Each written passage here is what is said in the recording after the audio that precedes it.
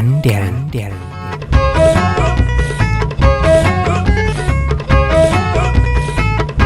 كبرات تغطاتلتي مدبات ساتلايت تلفزيون إريسات نلومي سرحيت فورتو بدايت درعتو زبل حدا مدب حزنا لكم كريمنا لنا نمكتتالو بخبري نعدم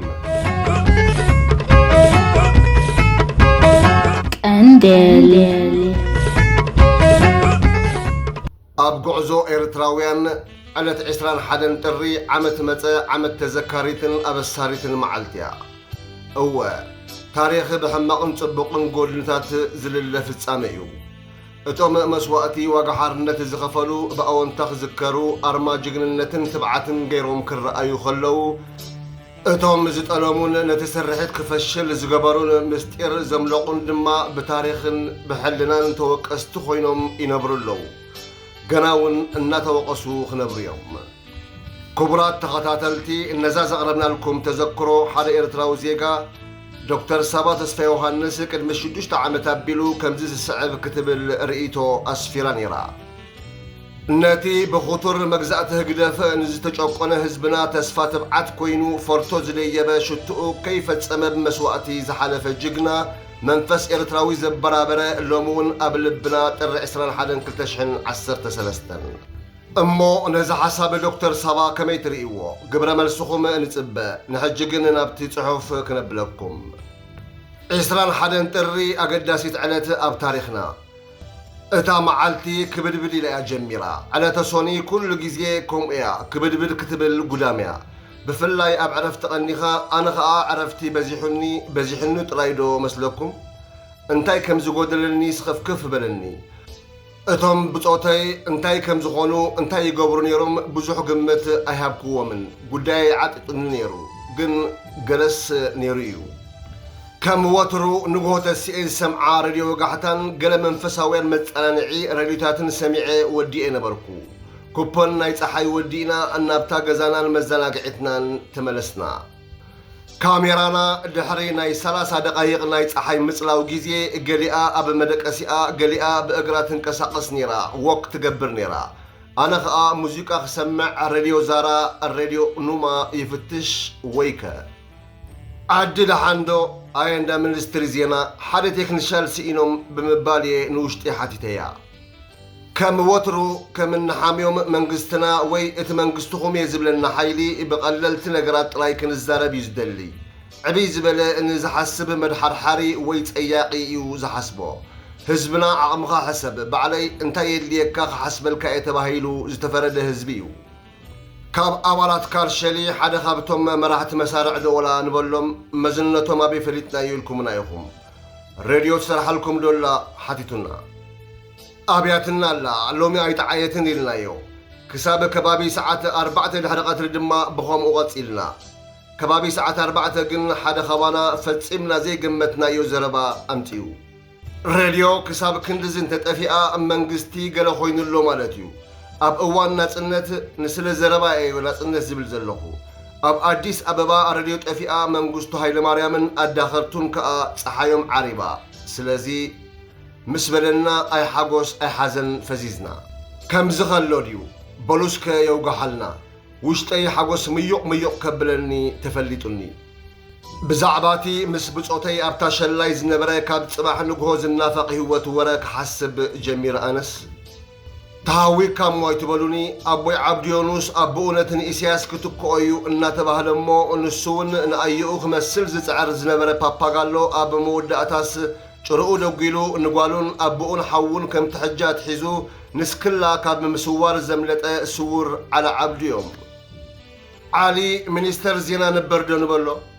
أب 9 علمي مساي دارقا أوارح قيرم اللو شعو على لو من وزاتاتو من حرقانو من سحاقو من نتي كاميرا هيوت زري أمول نبرو أبي عبدو كما يزبلوهم فنان سبعي مسلكم أب جيزي مجزاتي إن تناس إنت أمتئي زبلنا سرعات زقبرلو دقافن أقدمهم أب كارشالي استحيرلو مغنياتاتن كعللو خانكلو انبردو قال سي إرتراس بحقين هزبن مريتن إرترايو نيرو كتب التقصب ربي أي حزن نمبر نقسنة السعودية نتقوم ترمضان يلو زهبنا تمرخي ترفق وإنا أب كندنا بعدي وإنا بهزبي إن سحل نوسدوز نبرنا يلوم ክትዓሱ ክትሪኦም እንከለኻ ክሳብ ክንደይ እዚ ገድሊ ኣብ እንግዳዓ ህዝቢ ኤርትራ ተፀይሩ ከም ዝመፀ እንተኾነ ግን ፃማ ህዝቢ ክኸፍል ከም ዝተፀገመ ንበዓል ኣቦይ ዓብዱን መሰልቶምን ክሐስር ምስ ረኣኻ ዝገሃደልካ ሓቂ ኣሎ ዕላል ኣቦይ ዓብዱ ብዛዕባ ኤርትራ ዘይውዳእ ዛንታታት እዩ ትምህርቶም ተመክሮኦም ዝኾነ ዕድሚኦምን ንዓይ መፅሓፍ ኮይኖምኒ ነበሩ ኣቦይ ዓብዱ ኣብ ግዜ መግዛእቲ ዓለም ክኸሉ ዝበቕዑ ናይ ዕድመ በዓል ፀጋ እዮም ኣብዛ ዓለም ከዓ ኩሉ ሕማቕን ጽቡቕን ሪኦሞን ፈሊጦሞን እዮም ክሳዕ መወዳእታ ዕለት ናይ ህይወቶም ከዓ ንኤርትራ እናበሉ ተቓሊሶም ኣብዚ ዳሕረዋይ ማእሰርቶም ዝመረሮም ነገር እንተሎ ማእሰርቲ ናይ ትሕቲ ዕድመ ጓል ወዶም ሲሃም ዓሊ እዩ ሓሰንሲ እኹልን በፅሕን እዩ ዘሻቕል ዘለዎ እኳ ይመስሎምን ነይሩ እዛ ቆልዓ እንክትለዓል ግን ከም ስርዓት ይስንብሉን ሞራሎም ይትንከፍን ነይሩ ናብታ ዕለት እስክንመለስ ሰዓት 6 ድሕሪ ቀትሪ ኮይኑ ሬድዮ ወጋሕታ መርከብና ትብል ደርፊ ተሰንያ ፎርቶን ዳዜና ብታንክታትን ሰራዊትን ተኸቢቡ ከም ዝወዓለ ንዝተፈላለዩ ምንጭታት እናጠቐሰት ዕለት ሓርነትና ከም ዝኣኸለ ክትገልጽ ብድምፃ ናብ እዝነይ በፅሐት ሸላና ድማ ብሆይ ሆይታን ሳዕስዒትን ክትጉባእ ሓደ ኾነት ከመይ ዘየደስት ናይ ጭንቅን ጓህን ጊዜ ኸብቃዕ እኳ እዩ ዝበሃል ዝነበረ ኣነስ ወረ እቲ ማዕጾ ክኽፈተልና እሞ ከም ብጾተይ እነዛ ስመራ ክንዘለላ ጥራሕ እዩ መጺኡኒ ኣብ ቴሌቪዥን ዝሪኦ ሓጎስ ናይ 1991 ጉንበት ቅጅል ኢሉኒ ኣብቲ ዜናታት ይሻማጎሉ ከም ዘለውን ኢሳያስ ድማ ካብ ስልጣን ክወርድ ተሰማሚዑ ኣሎ እቲ ዝርርብ ቀጻሊ እዩ ዘሎ ዝብል ዘረባታት ምስ ተሰምዐ ኣቦይ ዓብዱ ዝበልዎ ዘይርስዖ ኣብ ዘተ ወይ ድማ ኣብ ዲያሎግ እንተኣትዮም እዚ ሰይጣን ከጥፍኦም እዩ ከገርሆም እዩ እዚኣን ተገይሮም ነገር ፈሽላላ ምስ በሉና ገሌናስ ወረ ብጎቦ ዓይንና ኢና ጠሚትናዮም እዞም ሰብኣይ እንታዮም ተስፋና ዝኸልፍዎ ኢልና መርከብና እናተደረፈት ንሕና ክነስተንትን ኤሬና ኣሰና ሰዓተን ኣኺሉ እንሳተን እውን ካብ ሬድዮ ወጋሕታ ብዘይሰንፍ ናይ ዳርጋ ኣብ ምልእቲ ኣስመራ ዘሎ ድሃይ ክህባና ደኣ ኣምሰያ ጥሙይ እንታይ ትደሊ ባኒ ኣነ ፈጺመ ክቐስን ኣይከኣልኩን በተን ዊክሊክስ እንብለን ዝነበርና ጮራታት ማዕጾ መቐንቀሊ ክቕልቀል ደኣ ኣምሰኹ ምንቅስቓሳት ናይቲ ቤት ማእሰርቲ ብደቂቕ ኣብ ምክትታል ተጸሚደን ከለኹ እየ ድማ ንሓባ መሻይፍ ክሪኦ ዝኽኣልኩ ሜጀር ኣቶ ብርሃንን መዓሻኽሩን ክወፁን ክኣትውን መኪና እውን ልዕሊ ማንም ግዜ ትወፅን ተኣቱን ዝነበረት መሰለትኒ ኣንታሎምስ ክወግሕ እዩ ጽባሕ ኣብ ጐናታት ወፂ ሕነ ናይ ዝኹሉ ውፁዕ ዜጋ ክፈዲ ንነብሰይ ኣብ ምድላው ከተትክዋ ዝዛረየ ደሞም ዓስቡ ክትመልስ ህያውነቱ ስጋ ክትለብስ ንሕኻ ስራሓዮንዶ መሰልካ ምለስ ንበይነይ እየዝይም ነበርኩ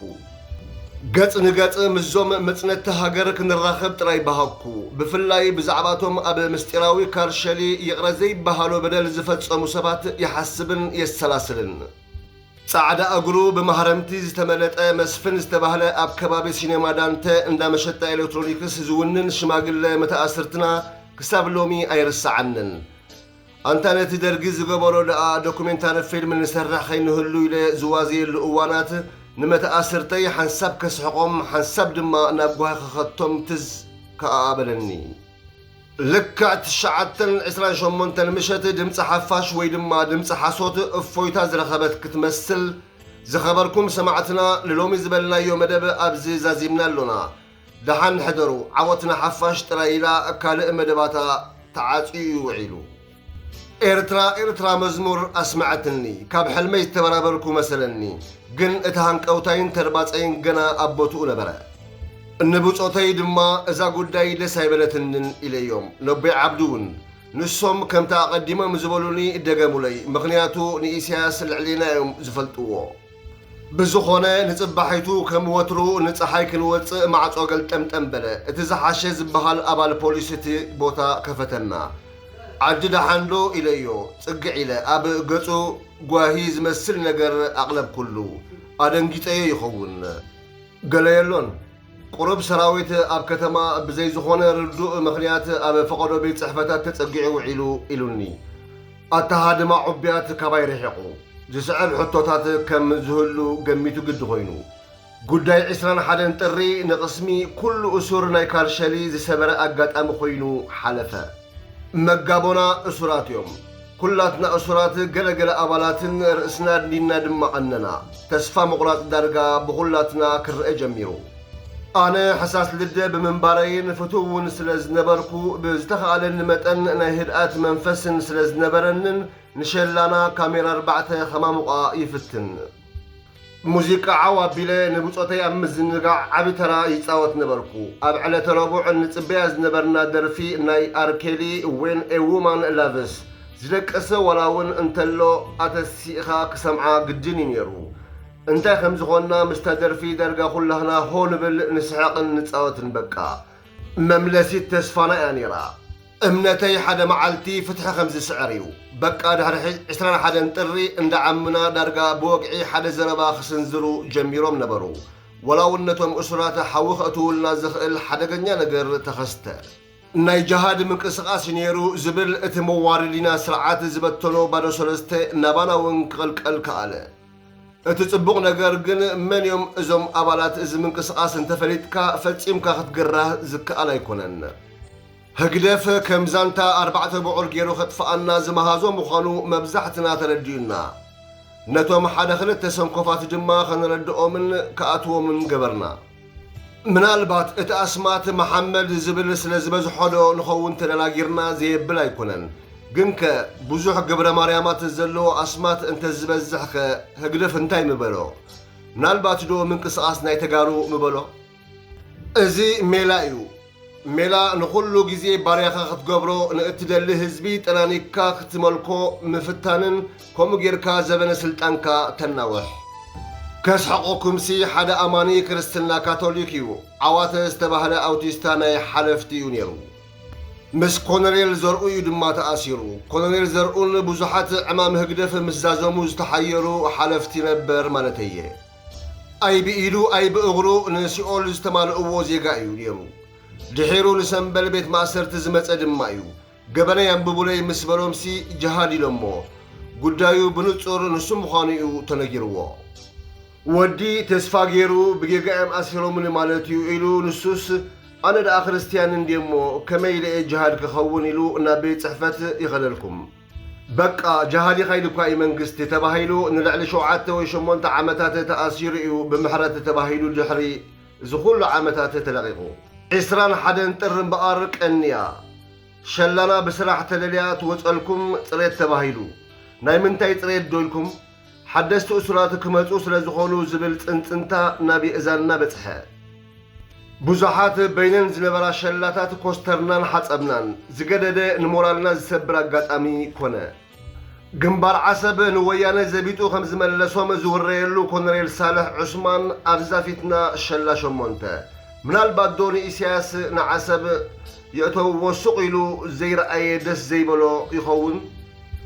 ምኽንያቱ ተጋዳላይ ቢተወደድ ኣብርሃ ኣንጻር ወያነን ኢትዮጵያን ደው ስለ ዝበለ ኣብ ዓሰብ እዚ ኩሉ ዝረኸበ ካሜራ ክልተ ዘሎ ናይ ሎሚ ሽማግለ ቢተወደድ እንቋዕ ኣይረኢ ሎሚ ዘሎ ኣብ ቀጠር ኣምባሳደር ዝነበረ ኣብ ገጹ ሸለሊ ኣለዎ ሸላ 22 ስሙ ኣይፈለጥክዎን عبدالله جابر أبقون أستير يوحنس زلا شلا أحمد حج علي ودي الشيخ أب محضري زوب عن سبا نبر مصطفى نور حسين مويتو زبل ورتات نيرو يو شعوغن حسوتي نيرو اتورا هاجر غنزاي حلافي همامات اي زوبا ربوب نبر ميجر جنرال طويل نفس قتلت زفت سما سموي فلتكون أبال مكانايزل تقادلاي توتيل كالوتن زركب ويو كارشلي قطر أسراتا نابل علميتن سوسان أسرات قطع تقماقمت قلع أولاد شعو زخلو ترقيا بتانك حارسكاس نابزي النابلون توعلون تربات أمن أب عسران حدن تريك أب مقلات خقطوي كألون بحقي إرتراوي فرانوز سبرا قد أمكوان تنبرا قلت مبكرو أكاب مخانقن كعقات أي كألن نتو خونتات بنتفت استواس أنبار تقادلاي على حجايو كله زتأثر أبو إذا لو زبل إمنت يبلين جنك آنت منجستي جزيح تبيلهم زت أنا حموزس جوا سبسلتان دك هاجر حويسو كتفعلوا زخ العدل أي رخبن جن كمبل أي نخلنا ወዲ ዓሊ ኩነታት ከግድዖ ምስ ጀመረ ከምቲ ዝሓሰቦ ምዃኑ ምስ ኣበዮ ብፆቱ እውን ኣብ ነግፈረግ ምስ ኣተው መኪና ልዒሉ ካብ ፎርቶ ወሪዱ ክሳብ በዓል ደቂ ዘርኡ ዓንሰባ ከም ዝበፅሐን ከምልጥ ኣይክእልን እየ ምስ በለ ድማ ብገዛእ ዓረሩ በጃሓርነት መላእ ኤርትራን ኩሉ ኤርትራውን ከም ዝሓለፈ ኣብ ካልሸሊ እንከለኹ ብሓደ ድሒሩ ዝተፀንበረና እሱር ኣቢለ ፈሊጠ እቲ ዝገረመኒ ነገር ግን ኣብ ገዛእ መሬት ወዲቑ ክነሱ ከይቅበር ነቶም ዓዲ ብምፍርራሕ ተነጊሩ ልክዕ ደርጊ ንተጋደልቲ ኤርትራውያን ክቐትል እንከሎ ዝገብሮ ዝነበረ እንተኾነ ግን ካብ ልክዑ ኣይሓልፍን እዩ ዝብሉ ደቃእቲ ዓድን ከባቢኡን ጸልማት ከደኖ ንወዲ ዓሊ ጅግና ሓመድ ኣዳም ኣልቢሶሞን ግቡእ መፈለጣ ገይረሙሉን እዮም ሰብ ሓላፋ እዩ ታሪክ ግን ነባሪ እዩ ንወዲ ዓሊ ብገለም ሊጡ ክቕንየልና ነይሩዎ ኢለ ግን ኩላትና ዕድል ኣይገበርናን እነሆ ሎሚ 7 ዓመታት ኮይኑ እታ ዓለተ ሃንቀውታና ኣስሚራ እንተትኸውንሲ ክንደይ ኤርትራዊ ብሂወት ክቕፅል ዕድል ምረኸበ ኣብ ምስትንታን እኳ ከኣቱ ደልየ ዛንታ 21 ጥሪ ወዲ ዓልን ብፆቱን ኣብ ታሪክ ኤርትራ ዓብይ ምዕራፍ እዩ ኩላትና ድማ ንኾርዓሉ እምቢ ነቲ ኣምሓርኛ ናብ ቋንቋና ቀይሩ ዝመፃና ዳግማዊ ስርዓት ደርግ ዝበለ ሓርበኛ ኤርትራዊ ስለ ዝኾነ እምቢ ንምልኪ ምባል ብዙሕ ሳይንስ ዝደሊ ነገር ኣይኮነን ገለ ግን ነቲ ኩሉ ዘይንቡር ከም ንቡር ዝሓስበሉ እዋን በቂዕና ምህላውና ይገርመኒ ኤርትራዊ እናበለካስ ኤርትራ እንታይ ከፊላ ስለምንታይ ኢልካዮ ክምልስ እንተኾይኑስ ተቃዋማይ ዝኾነ ኮይኑ ይስምዖሞ ብኣንጻሩ ይምልሰልካ ደጋፋይ ተባሂሉ ክመሳሰል ስለ ዝደሊ ሓደ ኤርትራውያን እሱራት ይፈትሑ ክልተ ቅዋም ይተግበር ሰለስተ ስልጣን ናብ ህዝቢ ይመለስ ወዲ ዓሊ ሃንቀውታን ፃማን ህዝቢ ንሱ ምዃኑ ኣሚኒኡ ነዛ ዘይትድገም ትንፋሱ ሂቡ ሓሊፉ እዚአን ደስ ዘይብልኦ ኤርትራዊ መቸም ፀገም ከም ዘለዎ ርዱ እዩ ወዲ ዓልን ስርሒት ፈርቶን ድማ ብርግፅ ሕቶኦም እዘን ነጥብታት እየን ነይረን ኤርትራ ከዓ ብዘይ እዘን ነጥብታት እዚኣተን ከም ሃገር ክትቅፅል ትኽእል ኣይመስለንን ኣይክትቅንን እያውን ሰማእታትና ኣብ ልብና እዮም ሕድሮም ከነተግብር እምበር ሽምዓን ደርፍን ጌርና ክንቋሽሾም ግዚኡ ይኮነን እምቢ ንምልኪ እወ ንፍትሒ እዚ ዝኽርዚ ብምሉእ ዘርእዝጊ ካብ ኣሜሪካ ቅድሚ 6 ዓመት ካብ ዝፀሓፎ ዝተወስደ እዩ ንስኹም ወይ ንስኽንከ እንታይ ትብሉ ስርሒት ፈርቶ ነቲ ኩሉ ድርዕቶ ዝበድሀት ንመጻኢ እውን ህያው ኣብነት ኮይና ክትነብር እጃምን ሓላፍነትን ኩልና እዩ ስለዚ ንሓርነታዊ ጉዕዞና ሓቦን ኒሕን ሰኒቕና ሰገባ ንቕሓትናን ብፅንዓትናን እንተኸልኩልና ንቕድሚት ንመርሽ ክንብል ንፈቱ ሰላም ቀንዴል